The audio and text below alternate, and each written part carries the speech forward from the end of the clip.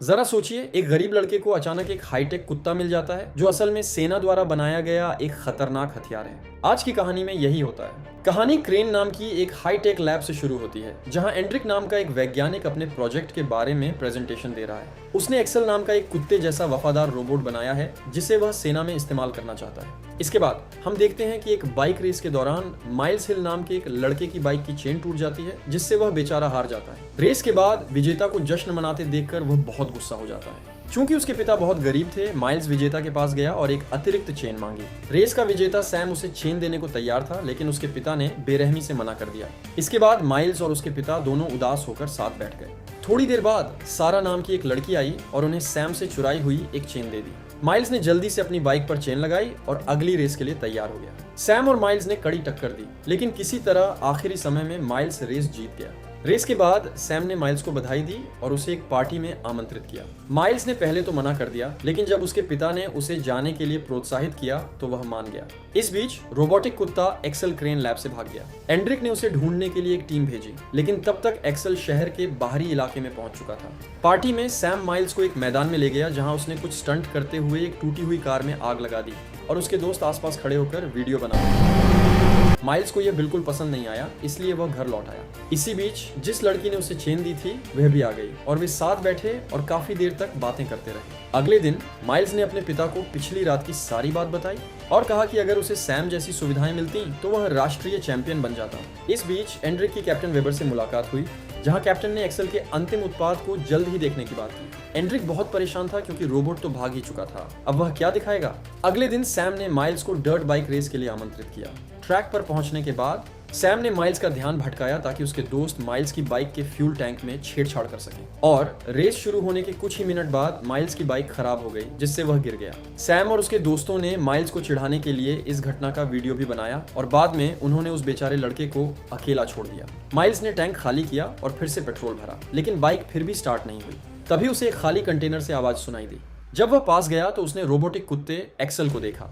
पहले तो माइल्स बहुत डर गया। उसने अपनी बाइक उठाई और उसने भागने की कोशिश की, लेकिन एक्सेल ने अपनी उन्नत तकनीक का इस्तेमाल करके उसे आसानी से पकड़ लिया और उसका पीछा करना शुरू कर दिया। माइल्स पूरी ताकत से भागने की कोशिश करता रहा, लेकिन तभी उसने देखा कि एक्सेल उसका पीछा करते हुए गिर पड़ा। वह एक्सेल के पास गया और देखा कि एक्सेल ने अपना आत्मविनाश मोड चालू कर दिया था। माइल्स ने प्यार से एक्सेल के चारों ओर लगी रबर हटा दी, जिसके बाद एक्सेल ने खुद को माइल्स के फोन से कनेक्ट किया और अपना आत्मविनाश मोड बंद कर दिया। माइल्स एक्सेल को वापस कंटेनर में ले गया और वहां लिखे निर्देशों का पालन करते हुए उसे ठीक करना शुरू कर दिया। अगले दिन सैम और उसके दोस्त माइल्स के गिरने का वीडियो देखकर हंस रहे थे। तभी सारा ने उन्हें बीच में रोका और माइल्स के बारे में पूछा। इस बीच माइल्स एक्सेल को ठीक करने में व्यस्त था। उसने एक्सेल की मरम्मत में मदद के लिए अपनी बाइक के कुछ हिस्से भी लिए।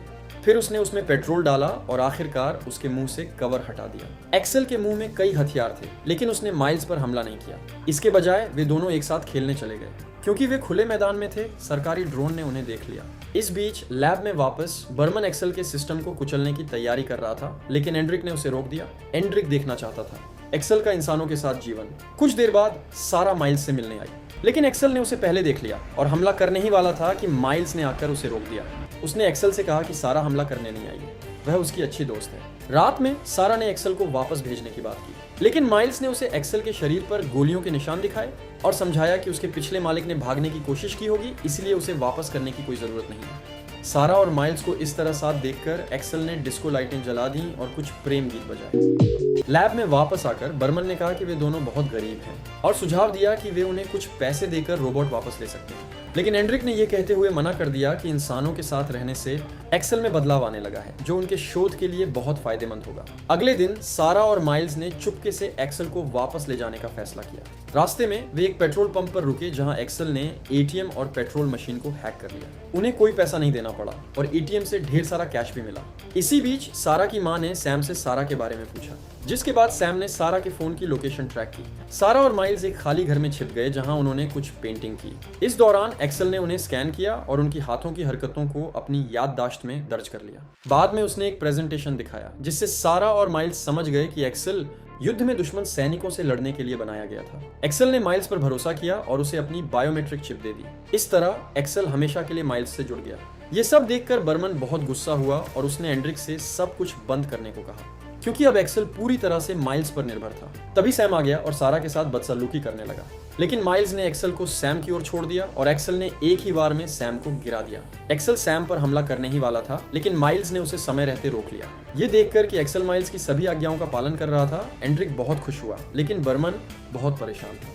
सैम के जाने के बाद सारा माइल्स से बहुत नाराज हो गई, क्योंकि उसकी माँ सैम के परिवार के लिए काम करती थी। सारा ने माइल्स से कहा कि वह अपने पिता से सलाह ले। इसके बाद वे एक्सेल को वहीं छोड़कर माइल्स के पिता से बात करने चले गए। शाम को सैम अपने अपमान का बदला लेने के लिए अपने दोस्तों के साथ वापस लौटा। अगर एक्सेल चाहता तो उन्हें बुरी तरह चोट पहुंचा सकता था, लेकिन माइल्स के आदेश का पालन करते हुए उसने हमला नहीं किया। एक्सेल से बदला लेने के लिए सैम और उसके दोस्तों ने जमीन पर ढेर सारा पेट्रोल डाला और एक्सेल को आग लगा दी। सैम का एक दोस्त पूरी घटना का सोशल मीडिया पर लाइव स्ट्रीमिंग कर रहा था। इस बीच माइल्स के घर पर उसके पिता ने उसे एक्सेल को वापस सेना को सौंपने की सलाह दी। तभी सारा ने उन्हें अपने फोन पर लाइव वीडियो दिखाया। सारा और माइल्स जल्दी से एक्सेल के पास पहुंचे, लेकिन वे बायोमेट्रिक सेंसर घर पर ही भूल गए। इस बीच लैब में दोनों वैज्ञानिक बेबस होकर सब कुछ देख रहे थे, लेकिन वे कुछ नहीं कर सकते थे। जब तक सारा और माइल्स एक्सेल के पास पहुंचे, तब तक बहुत देर हो चुकी थी।